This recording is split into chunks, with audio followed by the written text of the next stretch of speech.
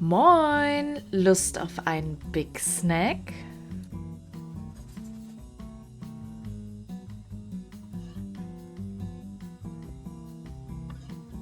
Heute zeigen wir euch Chicken Drumsticks.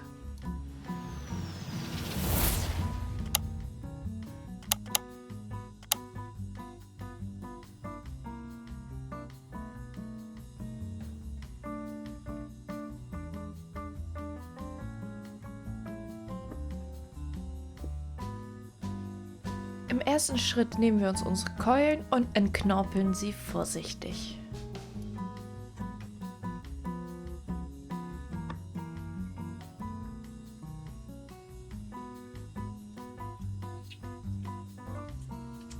Dann wird vorsichtig die Sehne entfernt. Hilfreich ist es hier, die Sehne ein bisschen festzuhalten und dann das ganze Fleisch runterzudrücken. Nachdem wir die Sehne entfernt haben, wird das Fleisch noch weiter runtergedrückt. Die Haut der Keulen wird dann wieder ordentlich übers Fleisch gezogen. Schließlich wird die Haut leicht angeschnitten.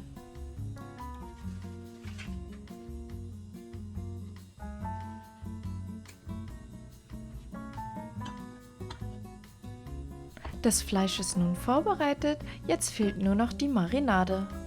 Dafür nehmen wir uns unsere Knoblauchzehen und schneiden sie klein.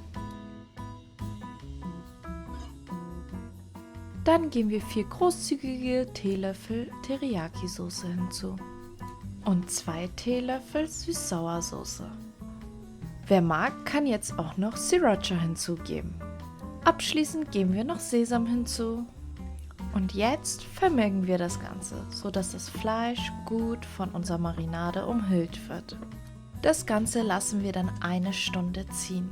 Jetzt geben wir unsere Chicken Drumsticks für ca. 40 Minuten bei 120 Grad in den Airfryer und anschließend nochmal 10 Minuten bei 200 Grad. Für den intensiven Geschmack bepinseln wir das Ganze alle 15 Minuten. Passend dazu haben wir uns für Parmesan-Kartoffelecken entschieden und einen Salat. Natürlich kann das Ganze auch mit unserer Chili-Mayonnaise angerichtet werden. Und dann haben wir unser Snack Time.